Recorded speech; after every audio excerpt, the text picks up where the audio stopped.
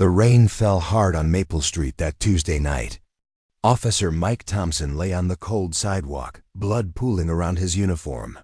His radio crackled with static, but he was too weak to reach it. The bullet had hit him in the chest during what should have been a simple traffic stop. "Help," he whispered, but his voice barely made a sound. That's when he heard the patter of small feet running toward him through the rain. Mister, are you okay?" Mike opened his eyes to see two young black boys, maybe 8 years old, standing over him. Between them was a big golden dog with worried brown eyes. I'm hurt real bad, kids," Mike managed to say.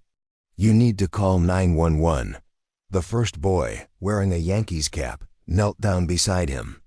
"I'm Marcus, and this is my brother Jamal. Don't worry, mister. We're gonna help you." Mike didn't see coming. These weren't just any two boys. They were the grandsons of the woman Mike had arrested just 3 months ago. Marcus pulled out an old cell phone. "Jamal, hold his hand. Talk to him so he doesn't fall asleep." "Why can't he fall asleep?" Jamal asked, his small voice shaking. "Because Grandma Rosa always says when people are hurt bad, they gotta stay awake or they might not wake up again." Mike's heart sank. Rosa Williams, he remembered her now. He'd arrested her for shoplifting medicine she couldn't afford for these very boys.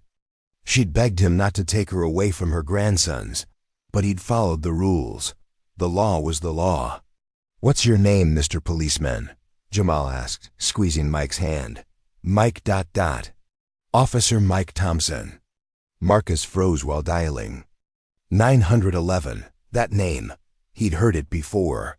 This was the cop who took Grandma Rosa away. Marcus could have just walked away. But he didn't.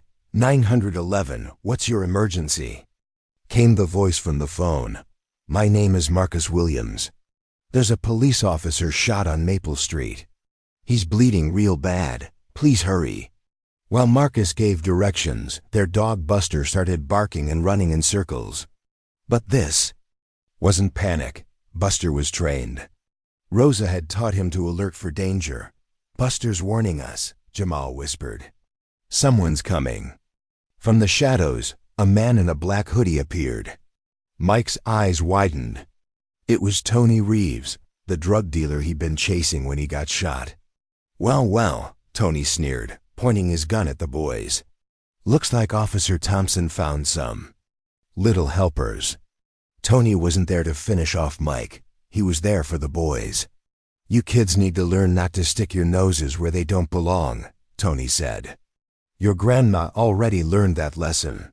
Marcus stood up, his small body shaking but determined. "You leave us alone." "Marcus, what's he talking about?" Mike whispered. Rosa hadn't been shoplifting medicine. She'd been trying to expose Tony's drug operation in their neighborhood pharmacy, and someone had planted evidence on her. "Your precious grandma was getting too close to my business," Tony laughed. "So I made sure she got arrested, and now you two know too much." Buster wasn't just any dog. He was a former police canine that Rosa had adopted when he retired. Buster growled low and deep. His training kicked in. Before Tony could react, the dog lunged forward, knocking the gun from his hand. "Run, boys!" Mike shouted, finding strength. He didn't know he had, but Marcus and Jamal didn't run. They couldn't leave Mike, because he reminded them of their father. "Our daddy was a police officer too," Jamal said, tears mixing with rain on his face. "He died protecting people." Mike's heart broke. These boys were staying to help the same type of person who couldn't save their father. The gun slid across the wet pavement. Tony scrambled for it, but Marcus was faster. The 8-year-old grabbed the weapon with both hands. "I don't want to hurt nobody," Marcus said, his voice steady despite his fear. "But you're not going to hurt my brother or Officer Mike." Marcus had never held a gun before, but his father had taught him gun safety before he died. "Kid, you don't have the guts," Tony laughed. "Maybe not," Marcus said, "but Buster does." On command, Buster attacked, not to kill, but to protect. The dog pinned Tony to the ground just as sirens filled the air. The arriving officers included Detective Sarah Chun, who had been investigating Tony for months. "Marcus, Jamal!" Detective Chun shouted as she jumped out of her patrol car. "Are you boys okay?" Detective Chun was also investigating Rosa's case. She'd suspected Rosa was innocent all along. "Detective Chun," Marcus cried. "We found the bad man who got Grandma in trouble." As paramedics worked on Mike, he grabbed Detective Chun's arm. "Those boys... they saved my life. But there's more. Rosa Williams... she's innocent, isn't she?" Detective Chun nodded. "We've been building a case against Tony for weeks. Rosa was trying to help us, but we couldn't prove Tony planted those drugs on her until now. The pharmacy owner had security cameras that caught everything, but Tony had threatened him into silence." 2 weeks later, Mike sat in his hospital bed when Rosa Williams walked in with Marcus and Jamal. "Officer Thompson," Rosa said quietly, "I hear my grandson saved your life." Mike's eyes filled with tears. "Mrs. Williams, I'm so sorry. I was wrong about you. I should have listened." Rosa wasn't angry. She understood Mike was just doing his job. "Officer Mike," Marcus said, climbing onto the hospital bed. "Grandma says forgiveness is stronger than anger." "But why would you forgive me?" Mike asked Rosa. "I arrested you. I separated you from your grandsons." Rosa smiled. "Because my grandsons learned something important that night. They learned that good people can make mistakes, but what matters is what they do next." Mike had already started the paperwork to get Rosa's charges dropped. "I've been a cop for 15 years, Mike said. I thought I knew the difference between right and wrong. But your grandsons taught me something I never learned at the police academy." "What's that?" Jamal asked. "They taught me that sometimes the bravest thing you can do is help someone, even when they've hurt you." 3 months later, Mike had left patrol duty to become a community liaison officer in Rosa's neighborhood. His first day on the new job, he knocked on Rosa's door. "Officer Mike!" Marcus and Jamal shouted, running to hug him. "I brought someone I want you to meet," Mike said, stepping aside. Behind him stood a young black woman in a police uniform. "This is Officer Lisa Thompson," Mike said. "She's my daughter." Rosa's eyes widened. "Your daughter?" "I never told anyone," Mike said. "Lisa's mother and we weren't married. I wasn't ready to be a father back then. But after that night, after what your grandson showed me, I realized I had some making up to do." Lisa had become a police officer to find her father, but she'd been working in a different precinct. "Daddy's been looking for me for 2 years, Lisa said, hugging Mike. "But he didn't know I'd taken my stepfather's last name." "How did you find each other?" Rosa asked. Lisa had been the 911 operator who took Marcus's call that night. "I recognized his voice when he called for backup during Tony's arrest," Lisa explained. "I'd been listening to that recording over and over, trying to figure out what made that little boy so brave." 6 months later, Rosa, Mike, and Lisa had started a community program together. Every Saturday, they met at the community center. Rosa taught cooking, Mike taught conflict resolution, and Lisa taught self-defense. Marcus and Jamal helped with everything. "Officer Mike," Marcus said one Saturday afternoon, "remember when you asked us why we helped you that night?" "I remember. We never told you the real reason." Mike stopped what he was doing. "What do you mean?" "The boys had been running away from home that night. We were mad at Grandma for getting arrested," Jamal admitted. "We thought it was her fault. We were going to go find our daddy." "But your father passed away," Mike said gently. "We know that now," Marcus said, "but we were just kids. We thought maybe he was just hiding somewhere." "So what changed your minds?" Lisa asked. They had planned to step over Mike and keep running. "When we saw you bleeding," Marcus explained, "Jamal said you looked like Daddy did in the hospital before he Died. Mike's throat tightened. What happened to your father? He was trying to stop a robbery, Rosa said quietly. The man shot him, but Daddy still tried to help the store owner. He died protecting strangers. The store owner had been Mike's uncle. Wait, Mike said, his voice shaking. Your father. What was his name? Officer James Williams, Jamal said proudly. Mike sat down hard.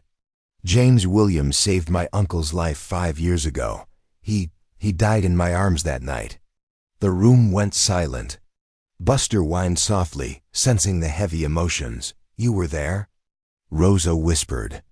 Mike had been the rookie officer who tried to save their father. I was fresh out of the academy, Mike said, tears streaming down his face. James kept saying, tell my boys I love them. Tell them to be brave. I never knew who his boys were. Marcus and Jamal looked at each other, then at Mike. Daddy sent you to us, Marcus said simply. That's why we couldn't leave you bleeding in the street, Jamal added.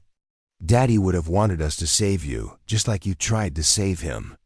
1 year later, Mike adopted Marcus and Jamal. Rosa was getting older, and while she loved her grandsons dearly, she knew they needed a father figure. Mike had shown them what it meant to be a good man. Are you sure about this, Rosa? Mike asked as they sat in the family courthouse. Those boys saved more than your life that night, Rosa said. They saved your soul. And you've already been their father in every way that matters. Lisa stood as their witness.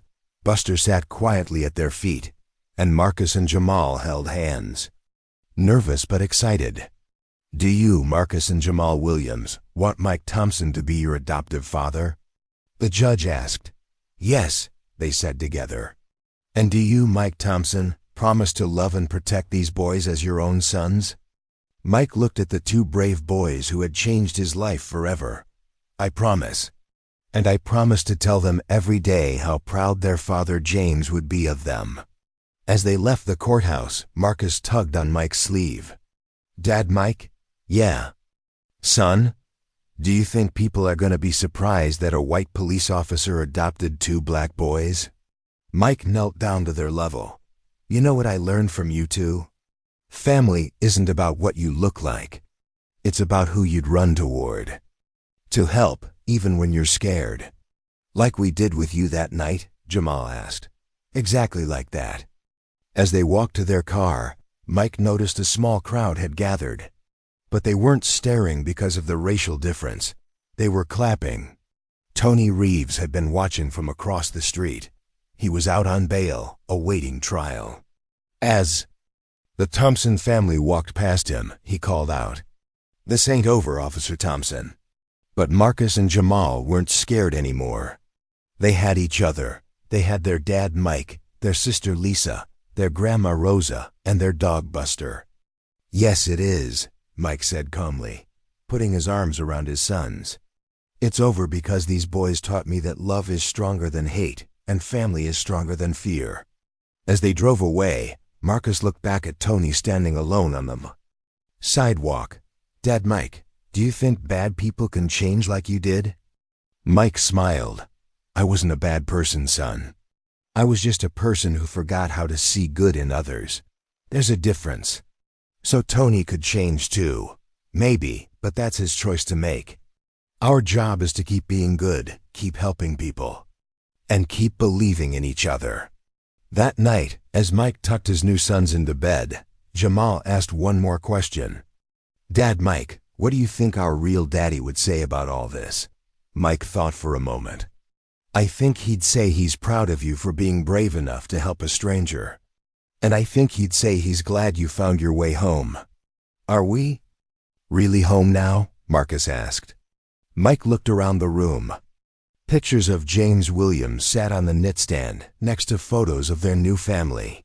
Buster was curled up on the floor between their beds. Lisa was in the kitchen with Rosa, making breakfast for tomorrow. Yeah, boys, we're all home. And for the first time in years, everyone slept peacefully, knowing that sometimes the most broken things can become the most beautiful when people choose love over fear. Forgiveness over anger and family over everything else.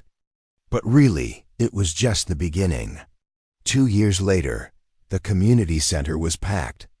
Mike stood at the podium, looking out at faces that had become family over the past 2 years. Marcus and Jamal sat in the front row, now 10 years old, and wearing matching ties. 2 years ago, Mike began, I thought I knew what it meant to serve and protect. I thought following rules was the same as doing right. In the audience, Rosa dabbed her eyes with a tissue. Next to her sat Mrs. Patterson, the pharmacy owner who had finally found the courage to speak up about Tony's threats. Mrs. Patterson had a secret of her own. Before I continue, Mike said, I want to introduce someone special. Mrs. Patterson, would you please stand? The elderly white woman stood slowly, leaning on her cane. Most of you know Mrs. Patterson owns Patterson's Pharmacy on 5th Street. What you don't know is that she's been secretly paying for medicine for families who can't afford it for over 20 years. The crowd gasped. Even Rosa looked surprised. Mrs. Patterson, Mike continued, was the real target of Tony's operation. He wanted to force her to sell drugs through her pharmacy. When she refused, he started threatening her customers. Tony hadn't just framed Rosa randomly. He was trying to scare Mrs. Patterson by targeting her most loyal customers. Mrs. Patterson took the microphone with shaking hands and said, I was a coward, her voice barely a whisper. When Tony threatened Rosa, I should have spoken up right away, but I was scared. Someone from the audience asked, what changed your mind? And when Mrs. Patterson revealed that her grandson was Marcus and Jamal's classmate, my grandson Tommy came home from school one day, talking about his new friends Marcus and Jamal. He told me how brave they were, how they saved a police officer's life. Then he said something that broke my heart. Grandma Marcus told me his grandma was innocent, but nobody believed him. What if nobody believes me when I tell the truth about something important? The room fell silent, every ear tuned to her. Every word. That's when I realized, she said, that staying quiet wasn't protecting anyone. It was just letting evil win.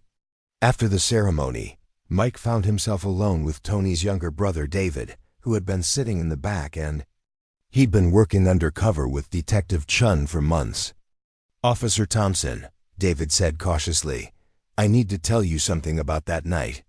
Mike tensed at the sight of David, who looked exactly like Tony, just younger. I was supposed to be Tony's backup, he admitted. I was supposed to make sure you didn't survive. Mike instinctively reached for where his weapon would be, forgetting he wasn't armed at a community event. But when I saw those little boys helping you, David continued, I couldn't do it. I called the police myself. I'm the anonymous tip that brought Detective Chun so fast. It was revealed that David had been trying to escape Tony's gang for years, but Tony threatened to hurt their mother if he left. Why are you telling me this now? Mike asked. Because Tony's getting out of prison next month. Good behavior. And he's not the type to forgive and forget. Mike felt the blood drain from his face. Are you saying my family's in danger? I'm saying Tony blames those boys for ruining his life. And he's already got people on the outside watching them. That night, Mike called an emergency family meeting. Rosa, Lisa, Marcus, Jamal, and even Mrs. Patterson gathered in their living room. We need to talk about Tony Reeves, Mike began, and the boys exchanged worried glances. They'd been having nightmares about Tony for months. Is the bad man coming back, Dad Mike? Jamal asked just as Lisa's police radio crackled with, all units, we have a break-in at Patterson's Pharmacy. Suspect still on scene. It was unfolded as it became clear Tony's gang was already moving, despite him still being in prison. I have to go, Lisa said, but Mike stopped her. This isn't a coincidence. They're sending a message. Lisa looked at him, understanding. They're saying they can reach anyone, anywhere. Rosa stood with fire in her eyes. Then it's time we sent a message back, she said, revealing the twist. She'd been preparing for this since Tony's trial. She opened a box filled with letters, photos, and documents. "I've been writing to every family Tony hurt. Every person too scared to speak. Every business owner he bullied." She spread the papers across the coffee table. 43 families. 12 businesses, all ready to stand up now.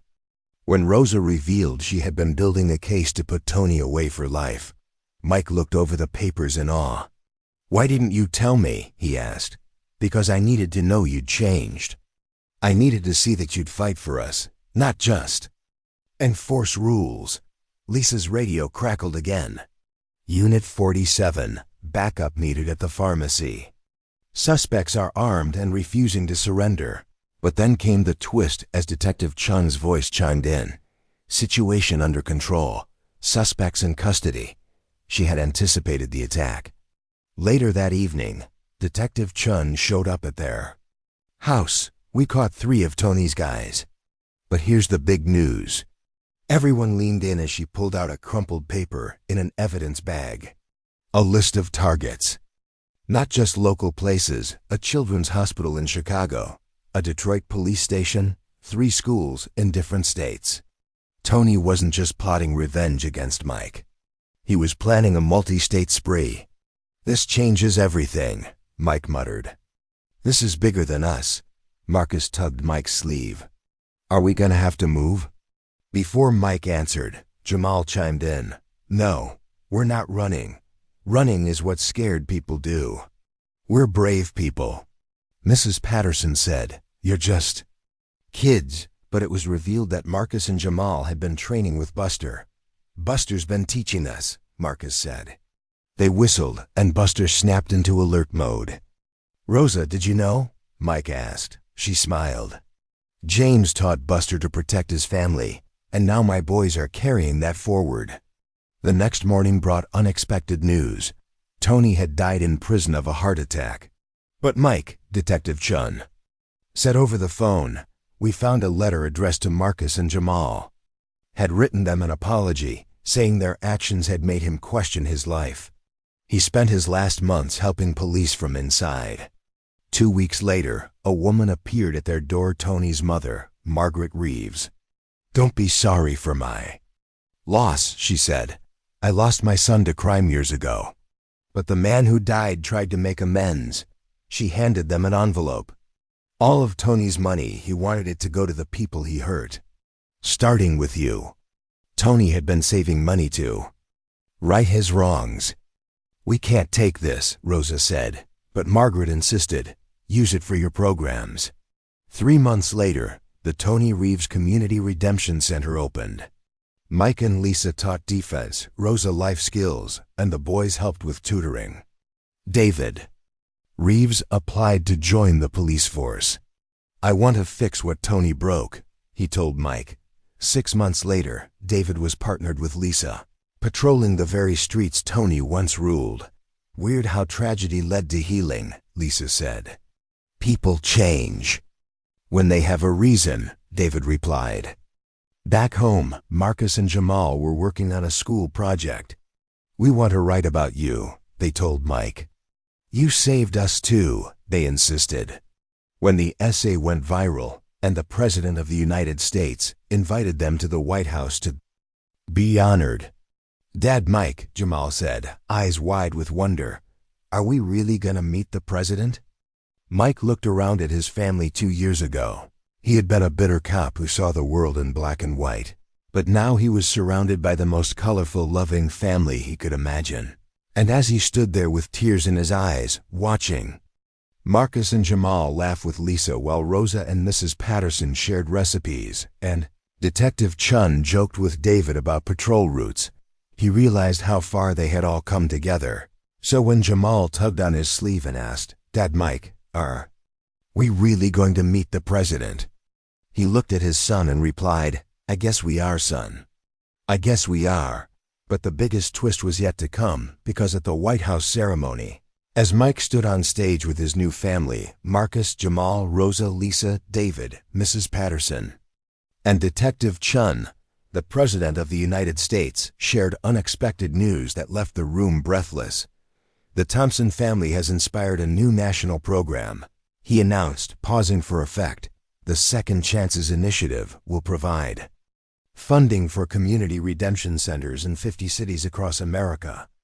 And it was revealed when it came to light that Margaret Reeves, Tony's mother, had been quietly working with the White House for months to turn her son's final wishes into a nationwide movement for hope, healing, and change. And after the ceremony ended and the cameras were off, Margaret approached the family one last time and simply said, "Thank you," which prompted Mike to ask gently, "For what?" And she replied with a soft, proud smile, "For showing my son that it's never too late to choose love over hate, even in his final months. You gave him hope that people could change."